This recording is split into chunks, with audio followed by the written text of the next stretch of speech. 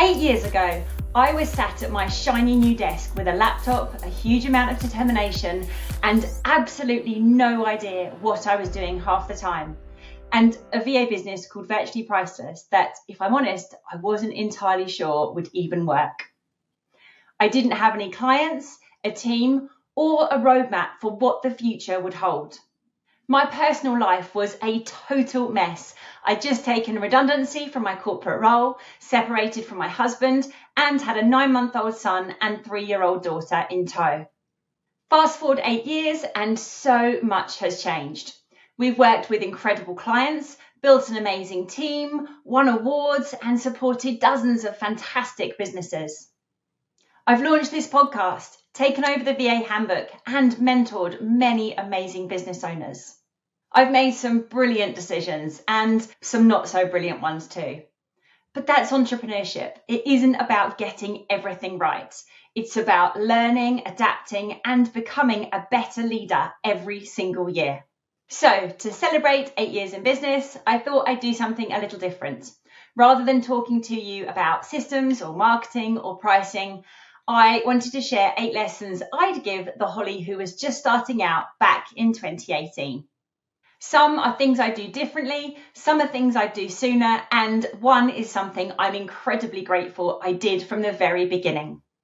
Whether you've been in business for 8 weeks, 8 months, or 8 years, I hope one of these lessons saves you a little time, stress, or heartache. I'm Holly Copsey, and this is the Visionary VA podcast. Okay, so lesson number 1 is to stop waiting until you feel ready. If I'd waited until I felt ready, I'd probably still be waiting. I've realised over the years that confidence almost never comes first. It comes afterwards. After you've raised your prices, after you've hired, after you've spoken on stage, after you've had the difficult conversation. So many of the biggest opportunities in my business came because I acted before I felt completely prepared or even at all prepared. If you're waiting until you feel 100% ready, you might be waiting forever. So just do it, whatever the scary, audacious thing is that you're putting off. Lesson number 2, make sure you build a business, not a self-employed job. In those early years, I spent all of my time working in the business. I was delivering client work, ticking off tasks, being busy, and just feeling grateful that the pounds were coming in. But of course, that meant I very quickly was swamped and spent very little time marketing, putting proper systems in place, or thinking about the longer term strategy. Looking back, it would have been far easier to build strong foundations from day one than try to retrofit them once the business was busy.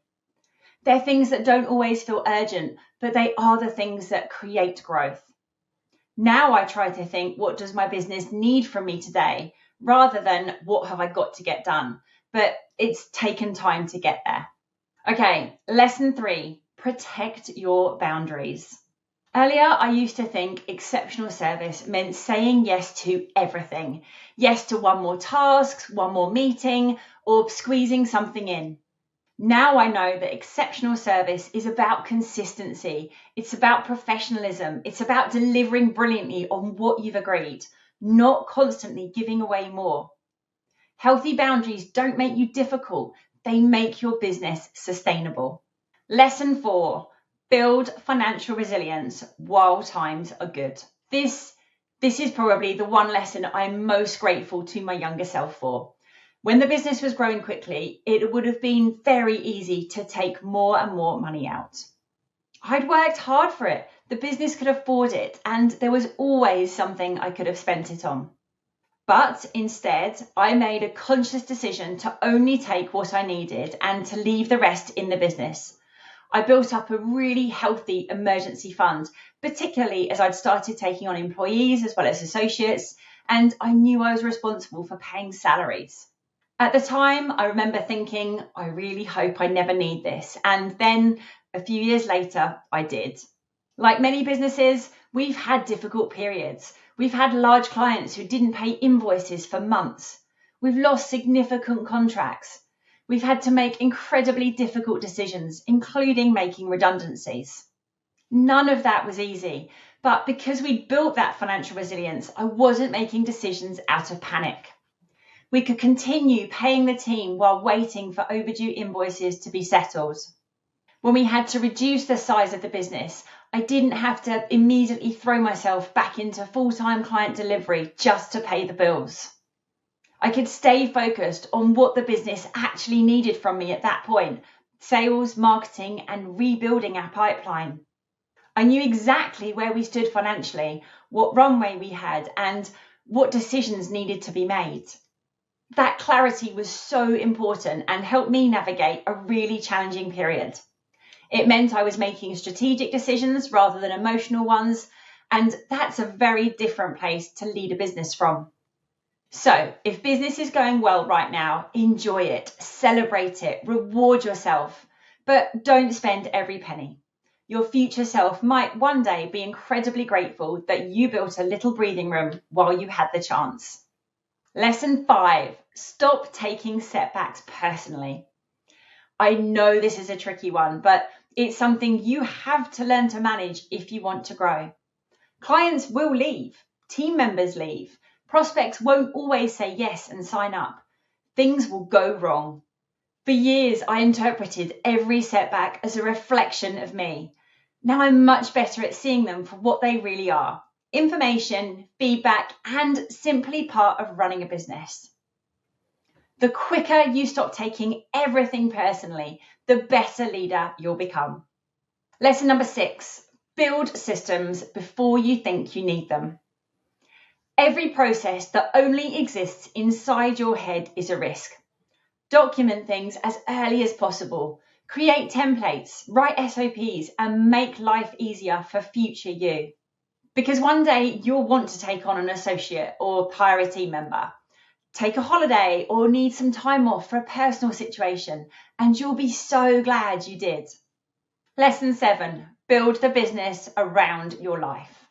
When I first started, the business came first. It absolutely had to be a success because I didn't have any support from a partner. I knew my redundancy pot would run out, and quite frankly, work was the only thing I felt like I was good at, given the rest of my life was such a mess. Now, looking back, that probably wasn't true, but it was certainly how it felt at the time.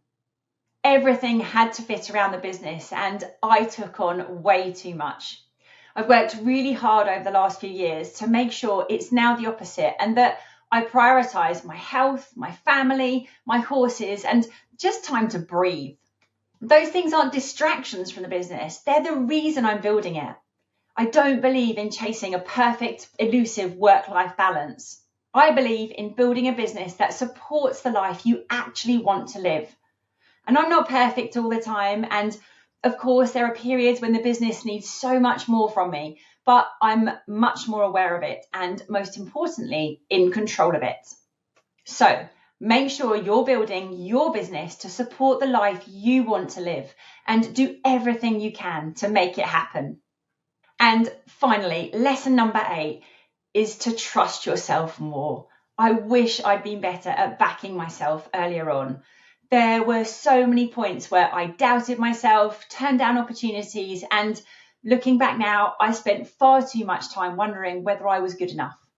It's taken a long time to realize it's okay to make mistakes. We all will, but we can always find a way through them. Stop worrying whether you're experienced enough or if people will take you seriously.